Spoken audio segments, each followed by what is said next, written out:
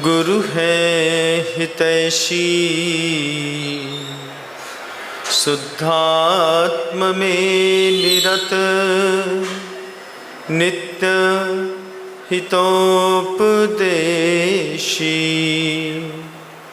वे पाप ग्रीष्म ऋतु में जल है सयाने, पूजो उन्हें सतत केवल ज्ञान पाने। पूजो उन्हें सतत केवल ज्ञान पाने। अहिंसा परमो धर्म की। परम पूज्य आचार्य भगवंत गुरुदेव श्री विद्यासागर जी महाराज की, वर्तमान आचार्य परमेष्ठी गुरुदेव श्री समय सागर जी महाराज की, समस्त मुनि संघ की।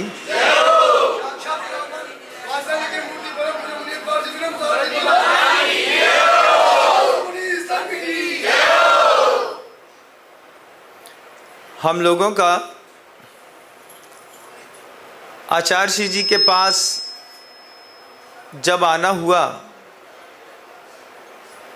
उम्र हमारी 20 साल की थी। 20 साल की उम्र में आचार्य जी के पास उस समय संचय चल रहा था। अलग अलग नगर से, गांव से, शहर से एक ब्रह्मचारी, 2 ब्रह्मचारी इकट्ठे कर रहे थे गुरुजी।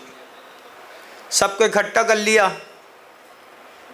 30-35 ब्रह्मचारी इकट्ठे हो गए और सब इसी उम्र के 20, 21, 22, 23, 24 साल, कोई 19 साल। और जब सबको संचित करके गुरुजी ने उपदेश देने का उपक्रम चालू किया, तब आचार्य महाराज हम सबको प्रथम उपदेश दे रहे थे। बीना 12 में अभी भी स्मृतियों में है। आचार्य जी कहते हैं 3 चीज पर कीमत नहीं लिखी होती। 3 चीजें ऐसी हैं जिनमें कीमत नहीं लिखी होती, निकल जाने पर कीमत समझ में आती है। सबसे पहला आचार्य जी के शब्द हैं, स्वास्थ्य पर कीमत नहीं लिखी होती। जब हाथ से निकल जाता है तब समझ में आता है कितना कीमती था। रात में आप मोबाइल देखते रहिए, जिस दिन आंखें में कैंसर हो जाएगा, फूट जाएंगी, उस दिन समझ में आएगा कि आंख कितनी कीमती है। रात में 10 बजे खाते रहिए, जिस दिन आंतों में कोलाइटिस का प्रॉब्लम हो जाएगा, उस दिन समझ में आएगा कि आंत कितनी कीमती है। जिस दिन रात में उल्टे सीधे काम करने के बाद शरीर में कैंसर पैदा हो जाएगा, वैसे तो समझ में आती नहीं। इसमें से बहुत सारे लोग ऐसे होंगे जो तम्बाकू के कारण अपने कैंसर का इलाज करा चुके हैं। छोटा सा गुटखा है, 1 रुपए का मिलता है, और गांव देहात में तो वो भी नहीं।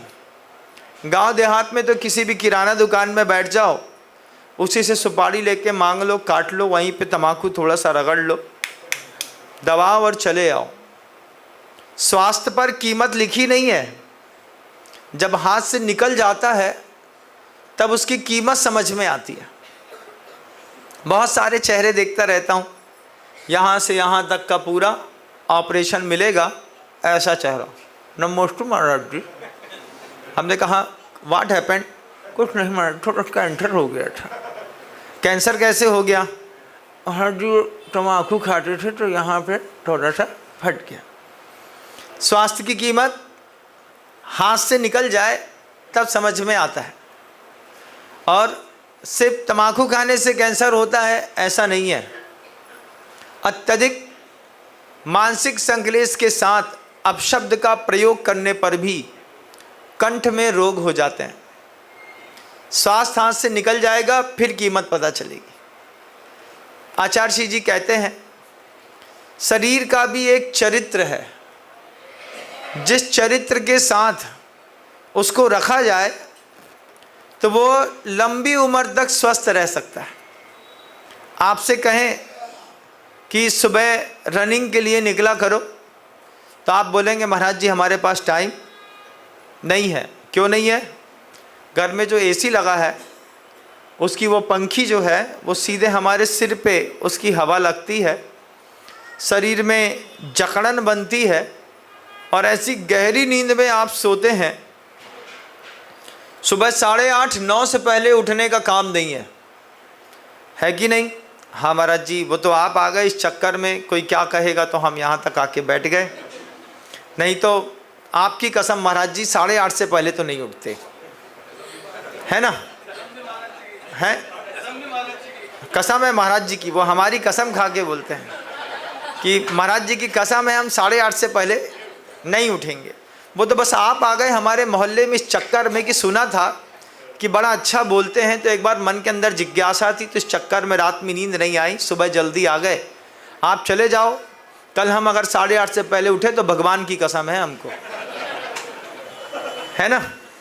स्वास्थ्य हाथ से चला जाए, एक बार चला जाए हाथ से, फिर समझ में आता है स्वास्थ्य की क्या कीमत है। अब स्वास्थ्य का शरीर का एक चरित्र है, वो कहता है कि हमसे मेहनत कराओ। आप 6 किलोमीटर रोज सुबह चलने की आदत डालो। 40 की उम्र में लगने लगता है। 40 की उम्र में जब पेट तबला जैसा बड़ा हो जाता है, जब हाथ पैर में हिलने जुलने की सामर्थ्य कम रहती है, जरा से सीढ़ी चढ़े नहीं कि हाँफ जाते हैं, महाराज अब भी चढ़ के आए 5 मिनट महाराज, बस पानी लिया। अब वो पसीना से लथर फतर है। हमने कहा भैया कितनी उम्र है?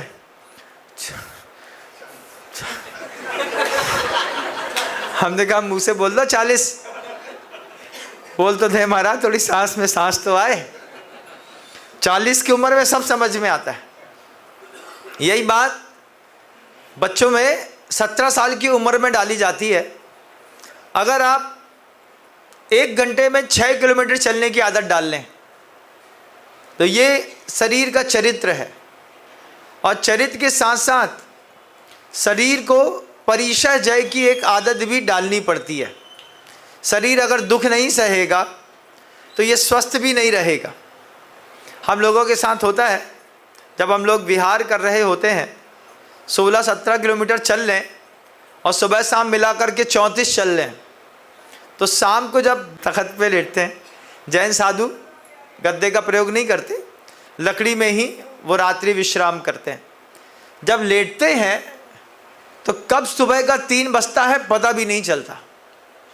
और जब यही हम लोग का काम आने जाने का रुक जाता है तो फिर रात में 10:30 बजे नींद खुलती है, फिर एक बार 11 बजे खुलती है, फिर 12:30 बजे खुलती है, फिर 1:30 बजे सोचते हैं कि अभी 3 बजा कि नहीं बजा। वैसे तो कुछ पता नहीं चलता, क्योंकि शरीर को उसके हिसाब से मेहनत करा ली गई है। अब जो बैठे हैं महानुभाव 6 फुट की हाइट लेकर के 1 कुंटल 20 किलो का वजन लेके, कुर्सी बेचारी बोल रही त्राही माम त्राही माम त्राही माम, दया करो हमारे ऊपर। लेकिन अब बोलते क्या दया करें हम तुम्हारे ऊपर, अब हम बढ़ गए सो बढ़ गए। अब जब ऐसे लोग जो 1 कुंटल 20 किलो के मुटल्ले होते हैं, जब ये कोई 65 किलो वाले किसी आदमी को देखते हैं, पेट अंदर धंसा हो, फिजिक अच्छी लंबी हो, तो भगवान क्या पुण्य है तुम्हारा। अब वो 65 किलो वाला बोलता है भगवान क्या पुण्य है तुम्हारा। दोनों एक दूसरे का पुण्य देख करके भावित होते रहते हैं। हर मोटा आदमी दुबले पतले को देख के चिढ़ता है, कुड़ता है। दुबले पतले के साथ भी एक दिक्कत है, वो दुबला पतला इतना अच्छा है, साफ सुथरा सुंदर दिखता है, अब उसको भी एक जुनून चढ़ा है, महाराज हम मोटे नहीं हैं, आशीर्वाद दो मोटे हो जाएं। हमने कहा मोटे लोगों से एक बार पूछ लो मोटे होने के फायदे हैं। अरे बोले महाराज सब सही है, लेकिन दुबले पतले की बात का वजन नहीं रहता महाराज जी। जब मोटे लोग बोलते हिलाते, जब उनका गाल ऐसा हिलता रहता, हाँ हम कर देंगे, तो लगता है कि कॉन्फिडेंस है। पतले शरीर में कॉन्फिडेंस दिखाई नहीं देता। तो पतला मोटा होना चाहता है और मोटा, कोई अपने आप से संतुष्ट नहीं है, दोनों संतुष्ट नहीं है। हम जैसे लोग संतुष्ट हैं, ना हम मोटे में आते हैं ना पतले में आते हैं। बोले महाराज आपके ऊपर भी तो नज़र लगती है। ताली बजा रहे हैं, बजा दो, उसमें क्या जाता है। ताली बजाने से हाथ के जितने तंतुएं हैं वो सब काम सही करते हैं, भूख अच्छी लगती है। अगर 20 मिनट तक ताली बजाओ और पूरा हथेली ताली बजाते बजाते लाल हो जाए, तो समझना कि तुम्हारा स्वास्थ्य बिल्कुल सही होने की कगार पर आ गया। ताली भी कौन बजाए महाराज, एसी में ताली तक नहीं बजती हमसे। रोज़ रोज़ ताली बजाएंगे तो बहू कहेगी दादाजी सठिया गए हैं, तो वो भी दिक्कत है। तो सबसे पहली चीज़ है जिस पर कीमत नहीं लिखी, जब हाथ से निकल जाएगा तब पता चलता है कितना कीमती था। जब शरीर पर कैंसर हो जाए तब समझ में आता है कि स्वास्थ्य कितना कीमती है। एक आदमी को होता है और पूरे परिवार में स्ट्रेच होता है कि नहीं होता है भैया। ये स्वास्थ्य को लेकर के पहली आवश्यकता है कि स्वास्थ्य के शरीर के चरित्र का ध्यान रखें। शरीर कहता है हमसे काम कराओ, मेहनत कराओ, हमको चलाओ।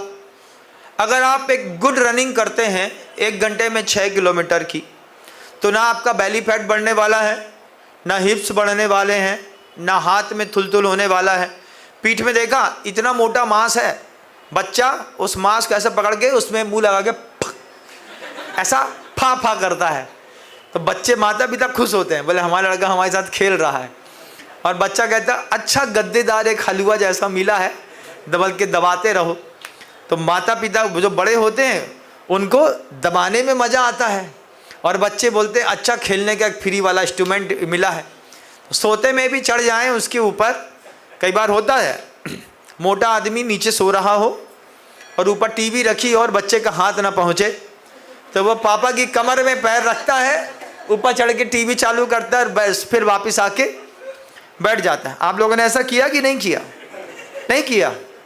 तुम लोग दिल्ली वाले कुछ नहीं जानते।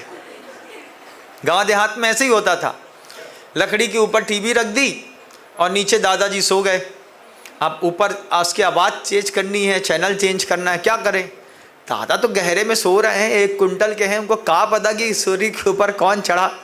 तो हम ऊपर चढ़े, टीवी का कान मुड़ेरा, उसके साउंड तेज किया, नीचे आके बैठ गए।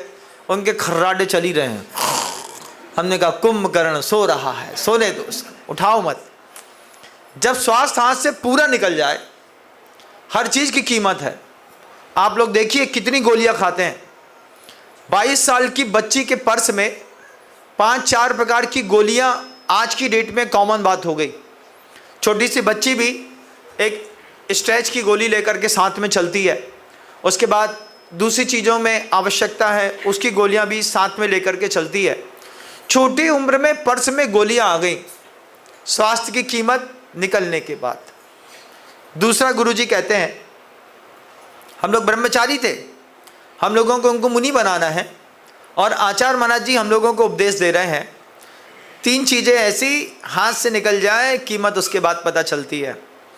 हम लोग पहले दिन से सीख रहे थे, आचार्य जी कुछ हम लोगों को अपडेट कर रहे हैं।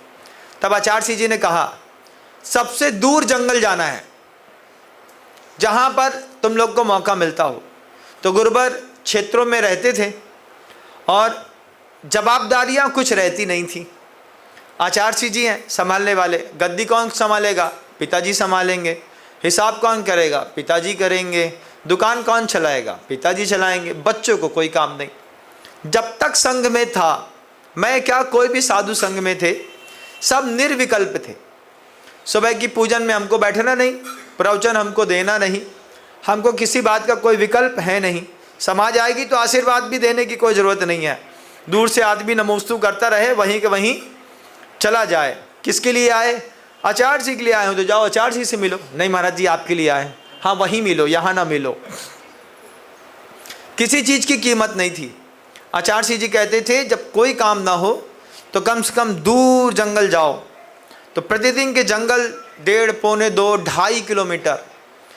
सुबह क्लास के पहले निकल गए, 1.5 घंटे बाद क्लास लगनी है, 1.5 घंटे तक चल करके वापस आए जंगल होकर के, फिजिक अपडेट। उसके बाद बड़ी अच्छी सुविधा थी गुरु महाराज जी के संग में। महाराष्ट्र का चौका अलग है, गुजराती खाना अलग है, राजस्थानी अलग है, मध्य प्रदेश का अलग है, बंगाल का अलग है। 50, 70, 100, 150 चौके लगते हैं, जहाँ जिसकी जब मर्जी हो। आज बंगाली खाना है तो बंगाली चले जाओ भैया, बंगाली के यहाँ चले जाओगे, बंगाल के चौके में जाओगे तो बढ़िया पनीर के पराठे मिल जाएंगे, रसगुल्ला मिल जाएगा, गुलाब जामुन मिल जाएगा। राजस्थानी चले जाओ, बाटी चूरमा मिल जाएगा। खाने पीने की भी अच्छी सुविधा। लेकिन गुरुजी ने पहली बात कह दी, आप सब भी दिमाग में रख लीजिए, छोटी उम्र से लेकर के बड़ी उम्र तक स्वास्थ्य हाथ से गुजर जाए, उसके बाद उसकी कीमत पता चलती है। दूसरा शब्द, 25-30 ब्रह्मचारी हम लोग साथ में थे, 32 ब्रह्मचारी साथ में थे। आचार्य सिंह जी कहते हैं, संबंध हाथ से छूट जाए उसके बाद संबंध की कीमत पता चलती है। घर में पति पत्नी के बीच में अच्छी जिंदगी चल रही है, तो पत्नी को पति 2 रुपया के भाव में समझ रहा है। क्या समझ रहे हैं? अरे कुछ ना है महाराज, बुच्च है 1 नंबर की, कहाँ से लेकर के आ गए, बड़ी मुश्किल है ना। घर में है तो कीमत नहीं है, घर से निकल जाए और अगर कसम खा ले कि 3 महीने से पहले अपने मायके से ससुराल ना आएंगे तो 15 दिन तो जैसे तैसे निकल जाता है। उसके बाद एक एक दिन का स्ट्रेस पड़ता है। कैसा? अरे पूरे घर में कचरा पड़ा हुआ है, ये बर्तन कौन धोएगा, कपड़े कौन मांजेगा। पता चला कमरे में पिछले 25 दिन से झाड़ू ही नहीं लगी, तो पूरा घर ना हुआ, कबूतर खाना हो गया। होता है कि नहीं? होता है। बर्तन कब मांजे? अरे बोले 3 दिन पुराने बर्तन आज मांज के भैया अब क्या करें, कहाँ है, क्या हो गया? अरे बोले श्रीमती जी कसम खा के गई हैं इस बार 3 महीने से पहले वापिस ना आएंगे, और फ़ोन भी नहीं उठाती। घर में थी तो 2 रुपया की कीमत है, वो कोई भी बात बोले जाने दो। पिता पुत्र के संबंध में भी, संबंध में स्ट्रेच पड़ जाए उसके बाद संबंध की कीमत पता चलती है। इसमें कीमत लिखी नहीं है, जब छूट जाता है हाथ से तब कीमत पता चलती है। आज पिता और पुत्र के बीच में जो स्ट्रेच है, जो जनरेशन गैप है, आपको भी महसूस होता है कि नहीं होता? होता है ना। क्या महसूस होता है? इसको हमने पैदा किया था, आज बात करने में डर लगता है। लड़के से बात करने में, खुद के लड़के से बात करने में डर लगता है। किस बात का डर लगता है? अभी कुछ बोले और घर में तहलका ना हो जाए। तो ये तहलका कैसे शुरू हो गया? अचानक तो नहीं हुआ, धीरे धीरे गैप बढ़ रहा होगा। 2 लोगों के बीच में झूठ का कारोबार होगा। सबसे पहला जनरेशन गैप स्टैंड करता है झूठ। कभी पिता पुत्र से बोलता है, कभी पुत्र पिता से झूठ बोलते हैं। क्या झूठ बोलते हैं? अब आपको बाहर जाना है, आपके बच्चे ने देखा पापा बाहर जा रहे हैं, आपने बच्चे से कह दिया हम बाहर जा रहे हैं। बच्चा बोलता हम भी चलेंगे। तुम कहते हैं नहीं ले जाएंगे। फिर तुमने एक बार कहा नहीं सर तुम अपनी तैयारी कर लो। अब छोटा सा बच्चा अपनी तैयारी करता है, अलमारी खोलेगा, बैग निकाल के लाएगा, मोजा निकालेगा, जूता निकालेगा, 4 शर्ट रखेगा, दुकान जाएगा, एक साबुन रखेगा, एक ब्रश रखेगा। वो 2.5 घंटे से तैयारी कर रहा है। तुम देख रहे हो कि वो तैयारी कर रहा है। तुमको भी समझ में आ रहा है कि हम तो जा रहे हैं, ये भी अपने बाहर जाने की तैयारी कर रहा है। एंड टाइम में मम्मी से टिफ़िन के बहाने उसको ऊपर भेजा, नीचे लॉक किया, अपना टैची उठाए और चलते बने। एक झूठ ने बच्चे का दिल तोड़ दिया। एक झूठ ने ये तय कर दिया कि पिता से हमारे संबंध जीवन में कभी अच्छे नहीं हो सकते। ये छोटा सा झूठ, फिर छोटा झूठ, फिर छोटा झूठ, फिर छोटा झूठ, थोड़े थोड़े झूठ का असर बच्चे में इतना गहरा बैठा कोमल हृदय में कि उसने एक धारणा बना ली कि हमारे माता पिता, हमारे पिताजी जब भी हमसे बोलेंगे झूठ बोलेंगे। तो उसका झुकाव माँ की तरफ गया, माँ से लाड़ किया, माँ के सामने रोया, और माँ को भी एक फेवर मिला क्योंकि स्त्री की खासियत है बचपन में पिता के आश्रित, शादी होने के बाद पति के आश्रित, बुढ़ापा दिखने लगे तो पुत्र के आश्रित। माँ ने बच्चे को गले से लगा, बेटा पापा है ना, तुम नहीं समझते, पापा हमेशा धोखा देने के लिए पैदा हुए हैं। ये इंसान जो है ना, ये हमसे चिढ़ता है, जब हमसे चिढ़ता है तो हमको क्यों पैदा किया। बच्चा माँ से कहता है, माँ पिता से नहीं कहती। तो जिनके घर में ये संवाद होते हैं उनके हाथ में हंसी आ गई। बोले बिल्कुल सही बात है महाराज, ऐसा ही होता ही है ऐसा। बच्चा माँ से लिपट के बात करता है और पिता के बीच के संबंध में गैप बन जाता है, और जैसे वो गैप बन जाता है वैसे ही फिर संबंध की कीमत पता चलती है। दो लोगों का डिवोर्स हो जाए फिर संबंध की कीमत पता चलती है। दो मित्रों में संबंध विच्छेद हो जाए फिर संबंध की कीमत पता चलती है। अभी आपके संदीप जी से बहुत अच्छे संबंध हैं कि नहीं? अध्यक्ष के हैं, सबसे अच्छे हैं। जिस दिन तुम अध्यक्ष बनोगे उस दिन इसके संबंध तुमसे बिगड़ जाएंगे। क्यों? संबंध की कीमत तब पता चलती है जब हम वैसा ही कुछ चाहने लगते हैं। इसके पहले तक सबके संबंध एक जैसे और बहुत अच्छे थे। कब तक थे? जब तक हमको कुछ नहीं चाहिए था। जैसे हमको चाहने की बात आई, फैक्शन पढ़ना शुरू किया। अब क्या है? अब जो आदमी जिसको कल पीठ में हाथ मार देते थे, प्यार से बोला ए इधर, आज उसको ए इधर आने के बोलने से पहले अंदर आदमी सोचता है, नहीं सोचता? सोचता है, अरे यार बोलें अभी कुछ का कुछ समझ बैठे, अभी तहलका मचा दे, व्हाट्सएप चला दे, कहीं कुछ कर दे, इसने हमको गाली दी, कोई भरोसा नहीं है। तो बोले तुम बोलो, हम न बोलेंगे यार, तुम बोलो, हमसे झगड़ा होता है। तो फिर जिसको दुश्मन समझा है उसके खास दोस्त से तुम दोस्ती करते हो और अपने दुश्मन की पूरी जानकारी रखते हो, उसको अच्छा दोस्त बना लोगे। जो संदीप जी का खास है वो किसी का और का भी खास होगा। क्यों यार, क्या चल रहा है आजकल? बोले कुछ नहीं, ऐसा पहले करेंगे, हाँ ठीक चल रहा है। फिर क्या है? अच्छा वो क्या कर रहे हैं, क्या प्लानिंग है अभी, कैसा है?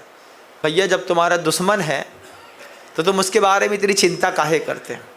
अरे नहीं महाराज, पहले हमारा संबंध बहुत अच्छा था, ये बाद में बिगड़ गया।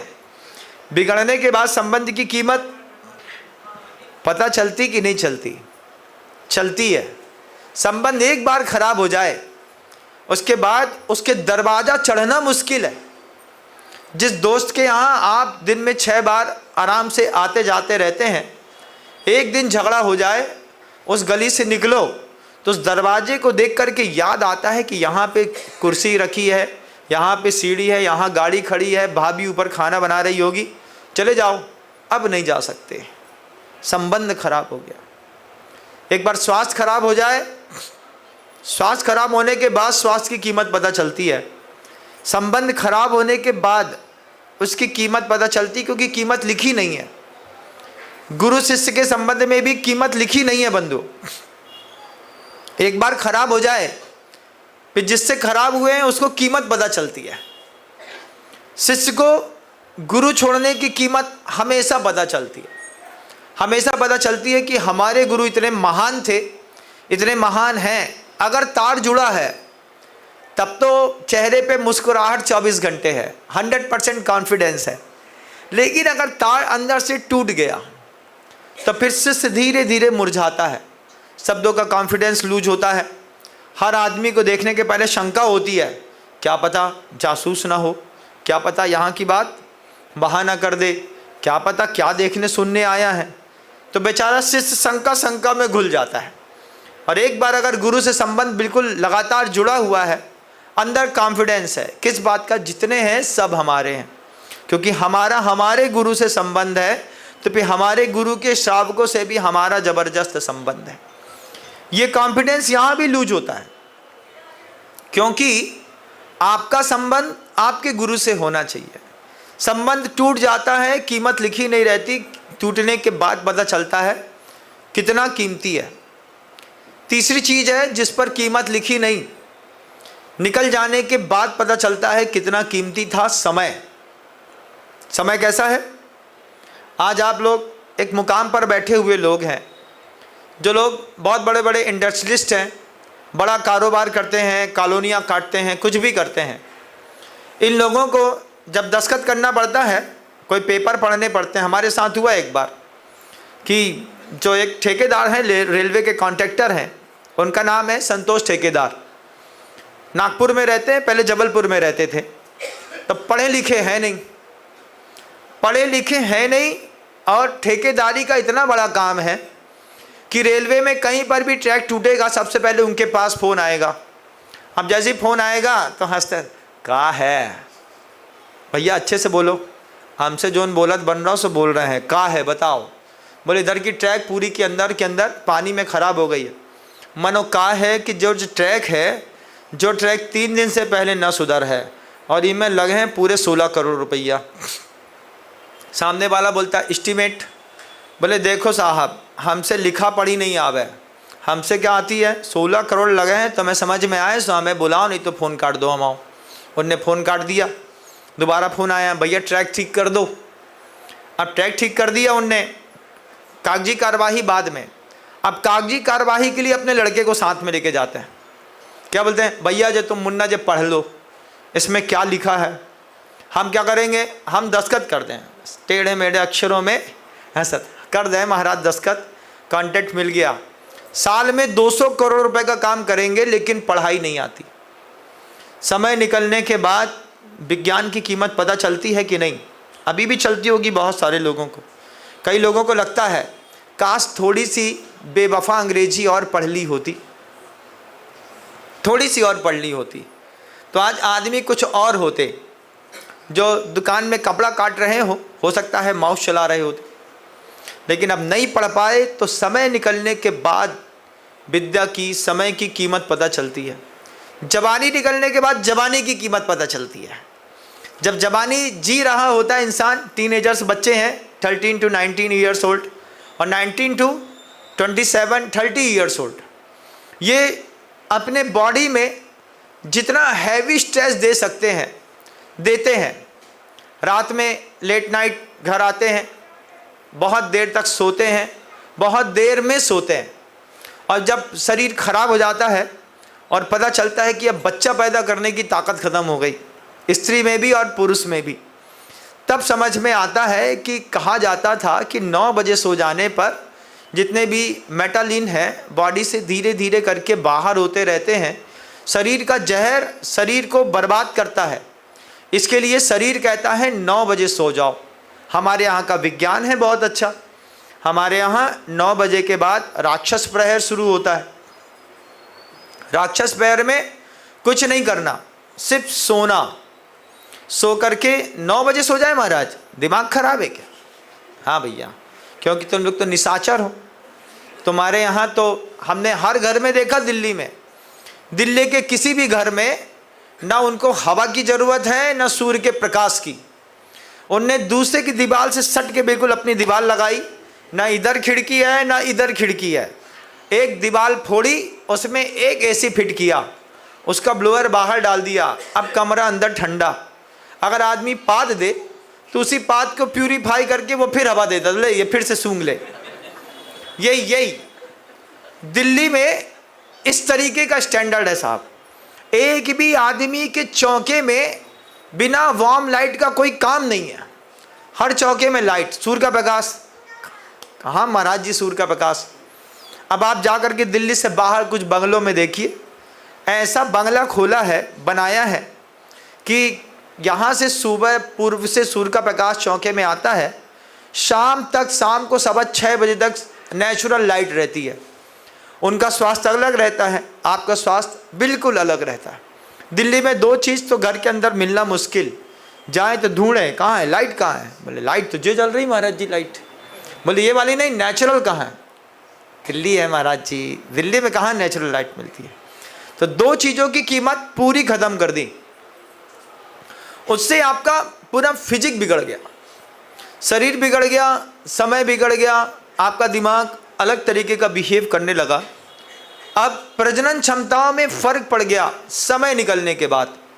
स्ट्रेच जवानी में दिया, जबकि 9 बजे सो जाते, 9 बजे से रात को 3 बजे तक 6 घंटे में 12 घंटे की नींद पूरी करते, और 12 घंटे की नींद पूरी करने पर आप अंदाज कभी करके देखिएगा, 9 बजे सोएंगे तो 11 बजे एक बार लघुशंका लगेगी।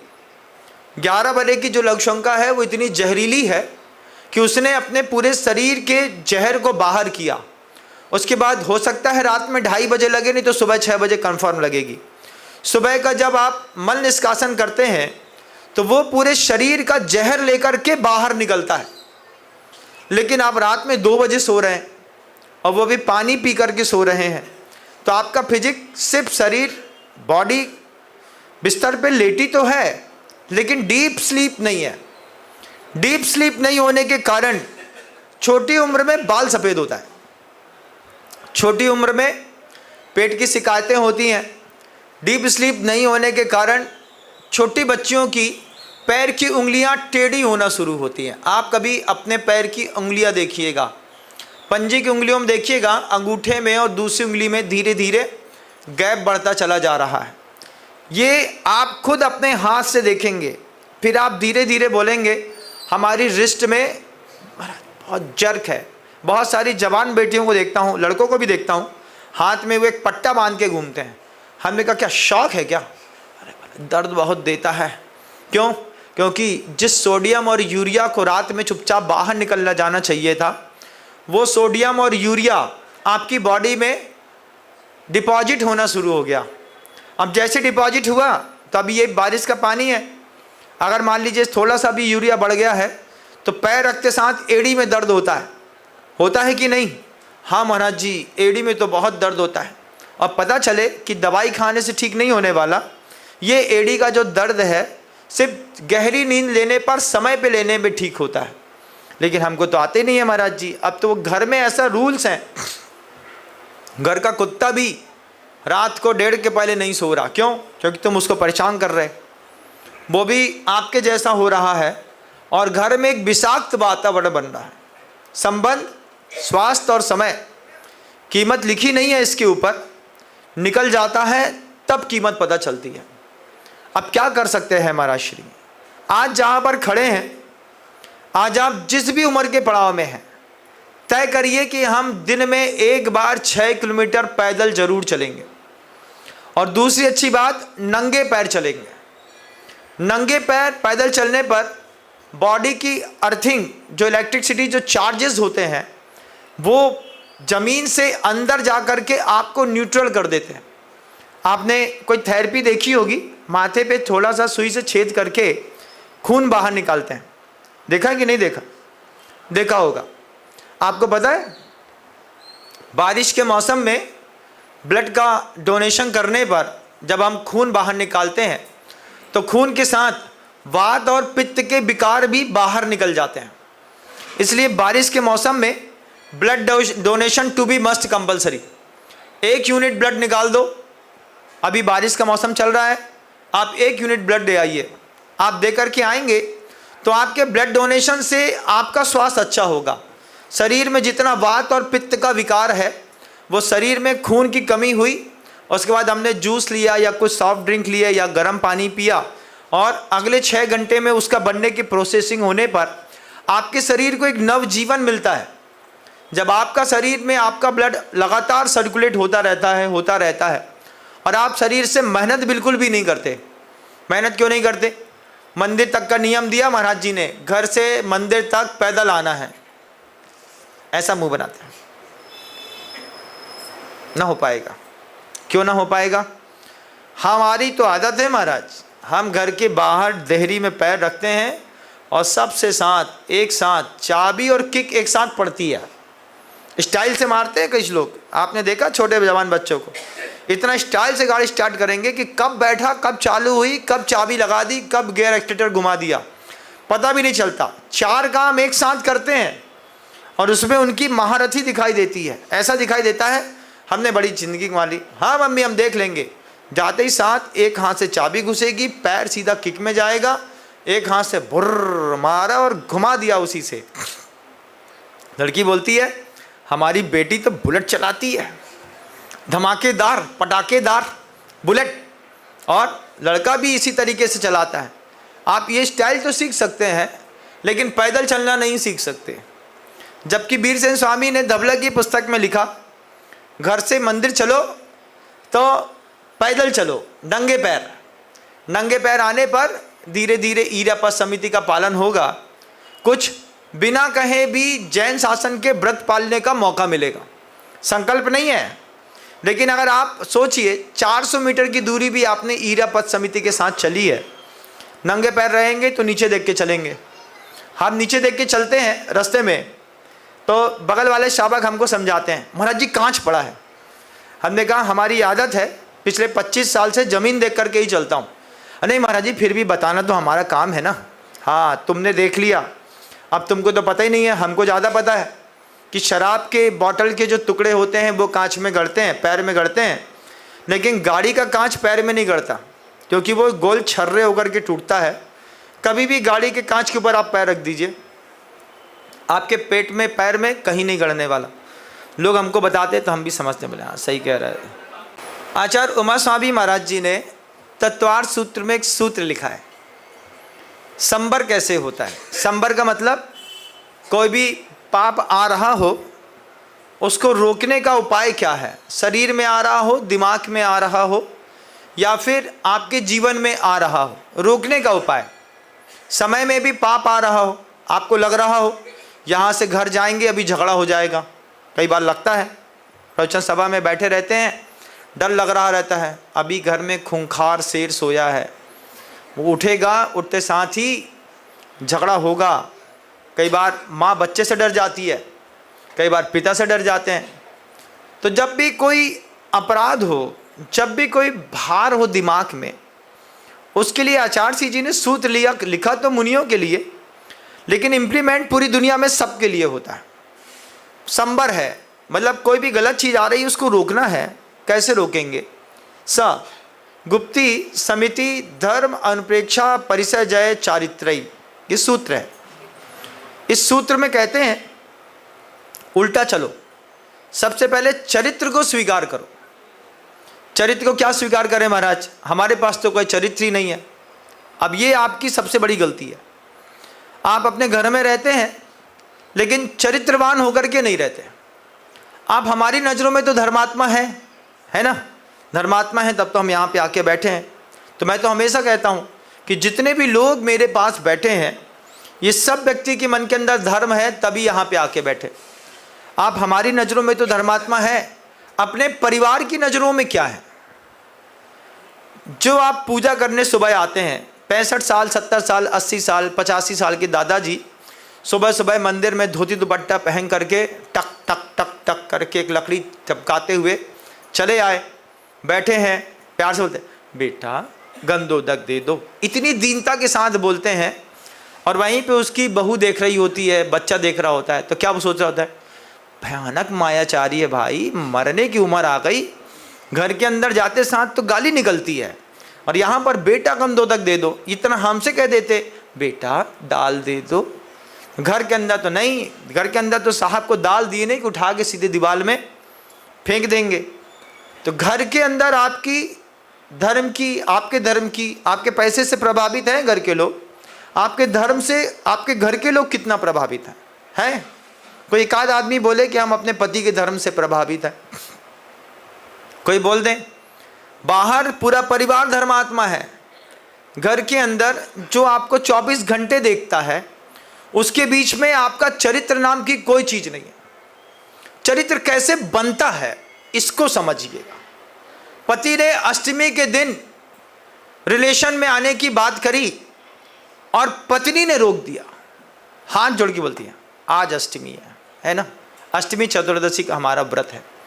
ये जब आप बोलते हैं आप आश्चर्य मारेंगे, पति की नज़रों में पत्नी की अहमियत 10 गुना बढ़ जाती है।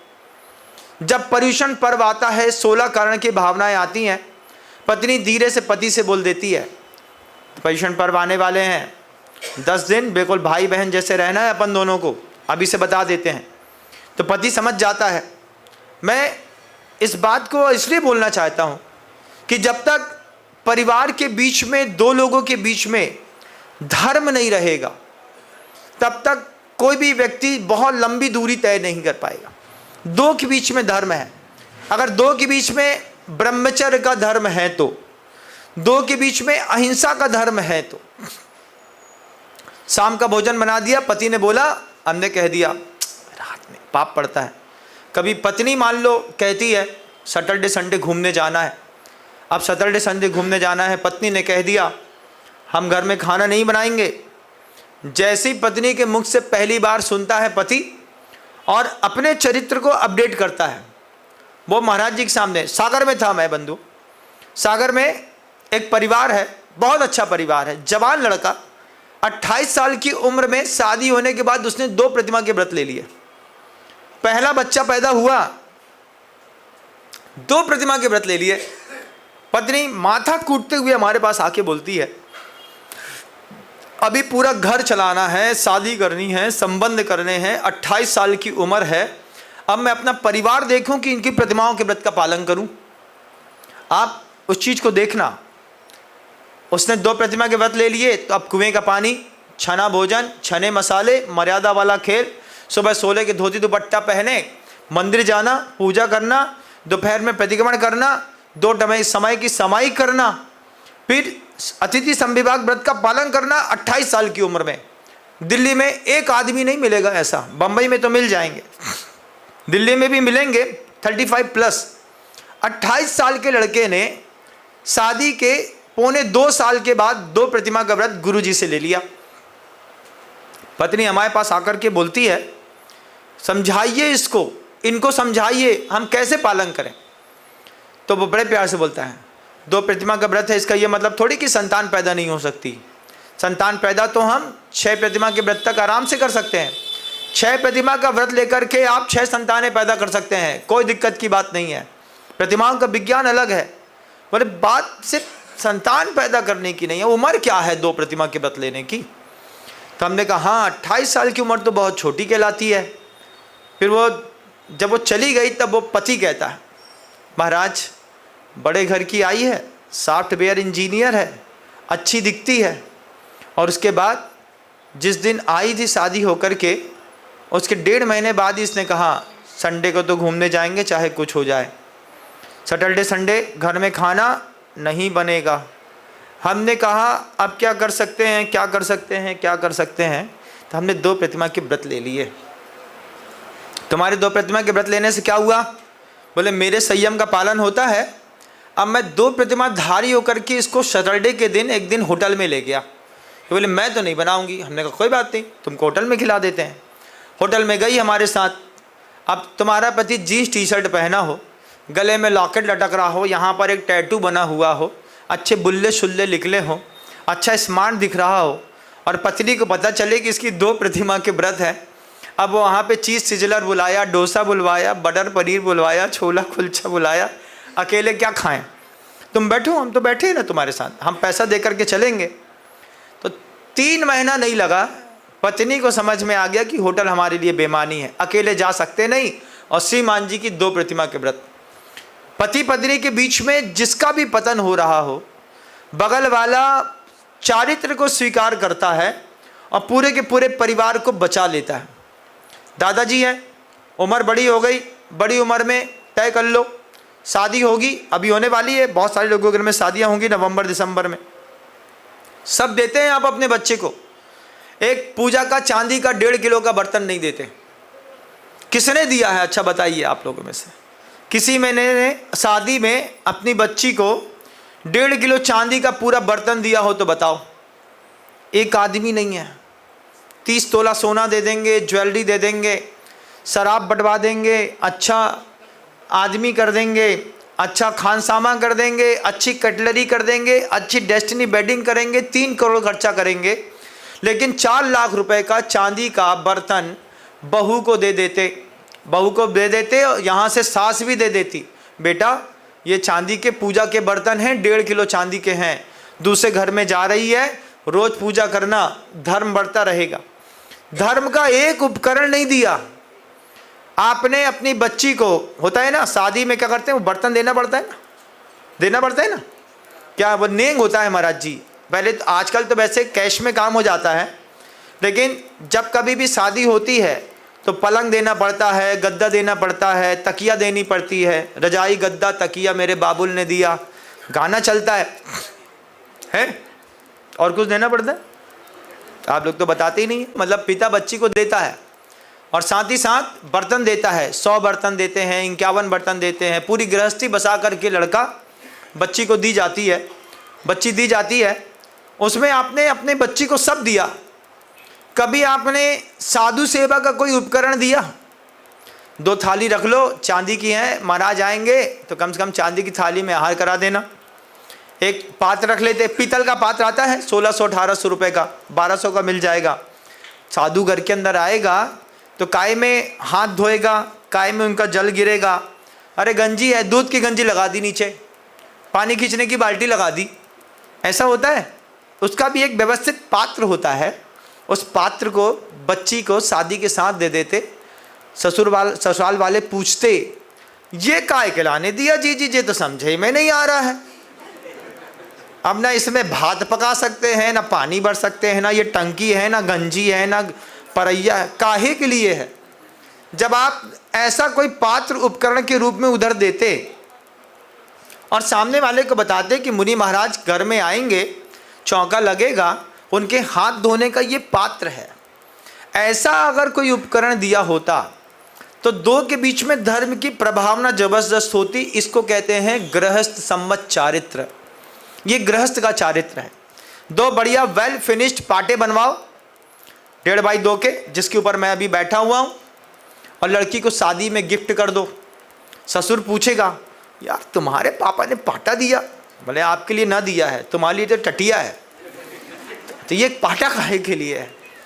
पाटा है जब मुनि महाराज आएंगे तो उनके बैठने के लिए भी कुछ चाहिए। गृहस्थी में सिर्फ पाप की सामग्री दी, धर्म की एक भी सामग्री इधर से उधर ट्रांसफर नहीं करी। बताइए किसी ने करी हो तो ईमानदारी के साथ? कभी नहीं करी। जब आपकी मिलनी होती है श्रीफल तो बांट देते हैं, लेकिन अगर मान लो मिलनी के समय में हैंडमेड डिब्बी बनवा करके उसमें पढ़ने के उपलक्ष्य में स्फटिक मणि की एक एक माला सबको बांटी होती, उस पर एक चांदी का फुंदरा लगाया होता और विनय के साथ कही होती कि आज हमारी बच्ची के सौभाग्य से उसकी गृहस्थ धर्म दीक्षा महोत्सव मनाया जा रहा है। क्या बोलते हैं शादी को? क्या बोलते हैं? गृहस्थ धर्म दीक्षा महोत्सव। जैसे मुनि दीक्षा महोत्सव होता है ना, ऐसे ही शादी के कार्ड में ऊपर लिखा जाता है, ईश्वर की अनिसीम अनुकंपा से, पूज्य मुनिराज जी के आशीर्वाद से, गुरुदेव की कृपा से हमारी बच्ची का गृहस्थ धर्म दीक्षा महोत्सव फलानी तारीख को होने के लिए जा रहा है। गृहस्थ धर्म में दीक्षा हो रही है, पति पत्नी बनेंगे, दाम्पत्य जीवन का निर्वाह करेंगे। पाप की सारी सामग्रियां दे दी हैं, फ्रिज, टीवी, कूलर, एसी से लेके सब दे दिया। और इतना छोड़ो महाराज, थाईलैंड बैंकॉक पढ़ाए के 2 फ्लाइट के टिकट दे दिए, वहाँ की होटल तक बुक कर दी, लेकिन साधु की साधना के उपकरण दान में एक भी नहीं दिया। ना इधर तुम्हारे अंदर धर्म का प्रभाव है, न तुम्हारे कारण तुम्हारी ससुराल में धर्म का कोई प्रभाव है। जब रिश्तेदारों के बीच में धर्म का, चरित्र का कोई प्रभाव ही नहीं है, गाली गलौज, फैक्शन, फालतू की बातें, मन मुटाव, सहज बात है, सहज। ये छोटी सी चीज़ है। आचार्य सिंह जी कहते थे, अचेतन की शक्ति भी जबरदस्त होती है। एक चिट्ठी में लेटर लिख दो, लव लेटर लिख दिया आपने, है ना? अभी तो मुंह से बोलने से काम नहीं चलता है। जब हम चिट्ठी में कोई चीज़ लिख करके आती है तो सामने वाला 20 बार पढ़ता है। क्यों? अचेतन का प्रभाव है। एक बार पढ़ेगा, रख देगा, फिर शाम को निकालेगा, क्या लिखा था एक बार पढ़ के तो देखूं। एक बार दोबारा पढ़ेगा, अच्छा लिखा है, रख दिया। फिर 3, 4, 5 दिन बाद फिर हाथ जाएगा, फिर एक बार निकालेगा, अच्छा, 4, 5, 6, 7, 8 बार। अचेतन वस्तु का प्रभाव। माला देना अचेतन वस्तु है, प्रभाव है। आपके मान लो कोई आपको एक माउजर दे जाए, बंदूक दे जाए, गन दे जाए, G17 दे जाए, पिस्टल है अमेरिकन की, रैफसिल की, मान लो एक वेपन्स मिल गया, एक बार चलाने पर 18 गोली 17 गोली एक साथ छूटती हो, जेब में लगा लो, तो उस अचेतन वस्तु को जेब में रखने पर तुम्हारी चाल बदलती कि नहीं बदलती? थोड़ा सा उठ करके, कुछ लोग होते हैं, यंगस्टर्स होते हैं, लड़के होते हैं, सफ़ेद शर्ट पहनेंगे, बल्ले छल्ले बना लेंगे, काला पैंट पहनेंगे, यहाँ पे एक पिस्टल फंसाएंगे और धीरे धीरे धीरे पैदल वॉकिंग में निकलेंगे। वैसे तो पैदल ना चलेंगे, बंदूक फंसा करके दिखावे के चक्कर में। होता है ना। अचेतन का प्रभाव शरीर पे पड़ता है। ऐसे ही जैसे जब बंदूक रखने पर उसका प्रभाव पड़ता है, ऐसे ही जब माला आप देते हैं, जब आप चौकी देते हैं, जब आप साधु के उपयोग में आने वाला एक पात्र देते हैं, कुछ और ऐसे बर्तन देते हैं जिनका घर में प्रतिदिन उपयोग नहीं होता, दो के बीच में गृहस्थोचित चारित्र बनता है। इस चारित्र के बनने के कारण कपलिंग बहुत मजबूती के साथ व्यवस्थित चलती है। अब आपको ना मिला ना आपने आज तक किसी को दिया, ये दोनों काम आपने जीवन में कभी नहीं किए। क्यों नहीं किए महाराज? हकीकत है कि कभी ऐसे मन में आया भी नहीं कि गृहस्थी में धर्म को साथ में गृहस्थी बसाई जाती है। कहने की धर्म पत्नी है, बस हो गया। धर्म शब्द जो है वो टैग के रूप में लगा हुआ है, लेकिन सिर्फ पत्नी है। पत्नी में और धर्म पत्नी में बहुत अंतर है। क्या अंतर है महाराज? हमने 1000 बार कही है। जो लोग हमारे रेगुलर प्रवचन सुनते हैं उसमें से कोई बता दो धर्म पत्नी किसको कहते हैं? हाँ देखो, जवाब मिल गया। प्रवचन सुनने वाले बोलते हैं जो पति का पतन बर्दाश्त नहीं कर सकती उसको पत्नी कहते हैं। शब्द बना है क्या? मैं अपने पति का पतन बर्दाश्त नहीं कर सकती। पत्नियां पति को मोक्ष के द्वार तक पहुंचाती हैं, ऐसा पुरुषार्थ करती हैं। लेकिन जब संबंधों में बीच में धर्म हो, संबंधों के बीच में चारित्र हो, छोटी सी बात है बस, आज अष्टमी है, आज 14 है, आज पर्युषण पर्व चल रहा है, अभी 16 करण का, आज ब्रह्मचर्य का और मार्दव का दिन है, आज बस सिर हिलाना है। बस ये सिर हिलाने से खूब इज्जत बढ़ती है। दिमाग के अंदर, मन के अंदर, उसके अंदर कुछ डिवाइन है, उसके अंदर कुछ अद्वितीय है जो मेरे अंदर नहीं है, वो मुझे रोकती है। हमने कितने सारे ऐसे बड़े दानदाता हमारे संपर्क में हैं जो कहते हैं महाराज जी हम तो कुछ नहीं करते, शिल्पी के आने के बाद हमारे घर का जीवन बदल गया। नवीन जी हैं, गुड़गांव के हैं, बहुत बड़े रियल एस्टेट के मालिक हैं। वो जब भी आते हैं एक ही बात कहते हैं, मुझको धर्म में लगाने का श्रेय मुझे मेरी पत्नी का है। इसके परिवार में खूब धर्म होता है, इसके परिवार में कुछ दिव्यता है, इसके मन के भी अंदर दिव्यता है। घर के अंदर पैसे के झोले आते हैं, इसको पता रहता है कि ये झोला अपने किसी काम का नहीं है, तो ये हमको प्रेरणा देती है कि अपन मंदिर में दान कर देते हैं। और एक पत्नी की प्रेरणा देने पर आप क्या सोचते हैं? नवीन जी गुड़गांव ने पत्नी से प्रेरित कर होकर के उसने प्रेरणा दी, सिरपुर में पूरा 16 करोड़ की राशि का एक सहस्कुट जिनालय बनाने का सौभाग्य प्राप्त किया, जिसके घर के अंदर हर जगह लैविश स्टैंडर्ड। अभी उनके घर में आहार करने के लिए जाने का मौका लगा, डीएलएफ में उनका निवास है। एक झूमर लगा था, हमने कहा कुछ खास नहीं दिख रहा है। जब हमने कहा कुछ खास नहीं दिख रहा तो बोलते हैं महाराज जी 80 लाख रुपए का झूमर है। हमने कहा भगवान इतने में तो हमारा घर बन जाता, जितने में तो इसका झूमर टंगा है ना। 80 लाख बहुत होता है भैया, होता है, अब टंगा है। अब हमने कहा घर में टीवी नहीं है, बोले टीवी भी ऐसे थोड़ी होती है। उनने एक रिमोट दबाया, बटन दबाई और टीवी ऊपर से टपक पड़ी ऐसे, इधर से एक पर्दा निकल आया, पीछे से वो इंस्ट्रूमेंट निकल आया, उसमें टीवी चालू हो गई। हमने कहा पूरा हाईटेक घर है, बोले बिल्कुल। अब छोटी छोटी चीज़ें रखी हैं घर के अंदर, ये जापान की है, ये जर्मनी की है, ये चेकोस्लोवाकिया की है, ये अफ़गानिस्तान की है, कजाकिस्तान की है, ये यूरोप की है, ये रूस की है, ये बर्मा की है, ये पाकिस्तान की है। हमने कहा कौन गया था? अरे हम खुद ही गए थे, जो सबसे बेस्ट थी ढा के लाए, यहाँ पे लगा दिया। आदमी शौकिया है और पत्नी जो है उससे कहती है धर्म करो, धर्म करो, धर्म करो। और सिर्फ एक सहस्कुट जिनालय नहीं बनाया, आज जहाँ तक मैं अंदाज लगाता हूँ करीब 35 से 37 करोड़ रुपए की राशि आचार्य जी के सानिध्य में उन्होंने दान देने का सौभाग्य प्राप्त किया। सिर्फ कमिटमेंट नहीं, दान देने का सौभाग्य प्राप्त किया। पत्नी सही हो, पत्नी सही तरीके से पति को खेल रही हो। चेस खेलना है पति के साथ, अब देखना है कि कौन जीतता है।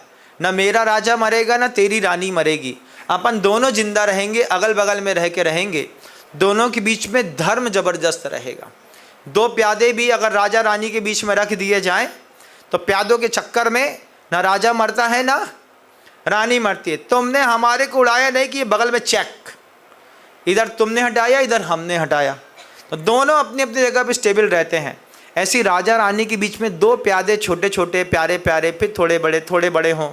है तुम्हारे यहाँ कुछ है कि नहीं है? कैसी बात करते हैं महाराज जी, आज तो बायर फैमिली का ज़माना है। शादी के बाद बच्चे की बात कौन करता है?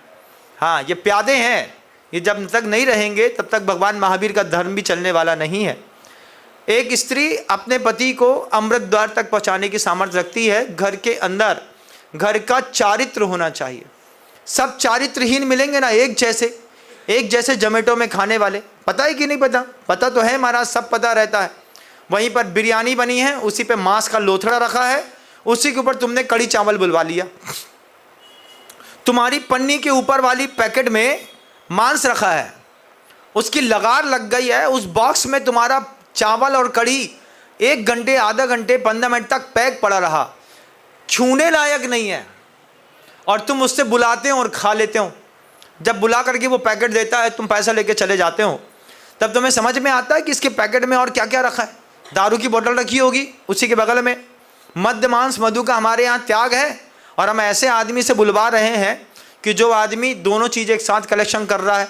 यहाँ से अभक्ष, यहाँ से आपका कड़ी चावल हमने बुलाया, रात में 2 बजे खा लिया। इसमें भी चरित्र होता है। करके माता पिता बोलते हैं जोमेटो स्विगी नहीं बुलाना, क्या करना है, घर का आदमी भेजो, सामने से बुलवा करके घर के अंदर उठा करके खा लो। नाली के ऊपर का बना नहीं खाना, ये तय करना पड़ता है कि नाली के ऊपर के ठेलों में हम भोजन नहीं करते। ये हमारे घर की आदर्श संहिता है। हमारे यहाँ हम तो चौके में जाते हैं, अगल बगल जूता चप्पल पड़ा हो तो हम चौके से वापस। क्यों? बोले नहीं, यहाँ पर पवित्रता नहीं है, आप अपवित्र खाते हैं, इसलिए परेशानियाँ ज़बरदस्त हैं। और चीज़ें हाथ से निकल जाती हैं तब सबकी कीमत पता चलती है। जिस दिन सफ़ेद दाग हो जाएगा उस दिन भगवान की कीमत पता चल जाएगी। मुंह में सफ़ेद दाग हो गया, हाथ में हो गया, आकर के हमसे पूछता है अभिषेक कर सकते हैं भगवान जी का? हमने कहा काय भैया, अभी तक किया कभी? बोले आज तक तो नहीं किया, लेकिन जैसे सफ़ेद दाग हुए वैसे ही प्रभु की कीमत समझ में आ गई। कैंसर हो गया, अब कैंसर हो गया तो हमसे आके पूछ रहा है आहार दान दे सकते हैं महाराज जी को? हमने कहा आज तक कभी दिया है?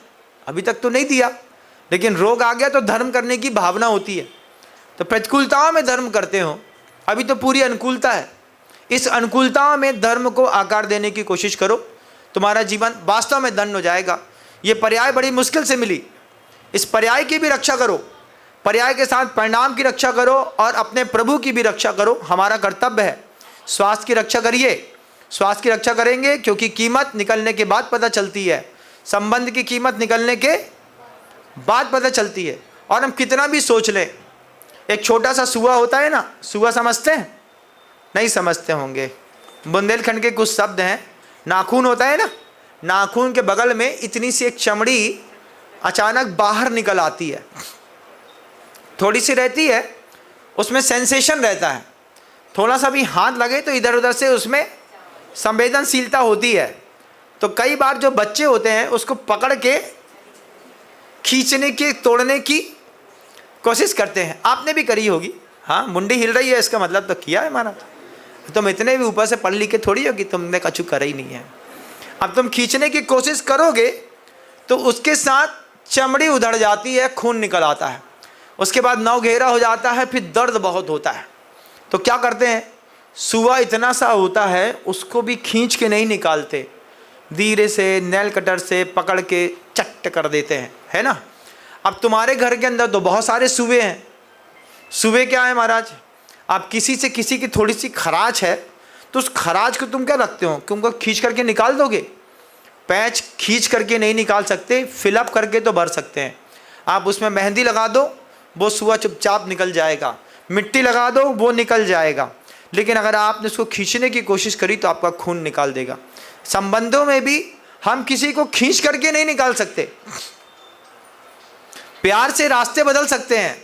आप वो संभाल लीजिए, हम ये संभाल लेते हैं, एडजस्टमेंट कर सकते हैं।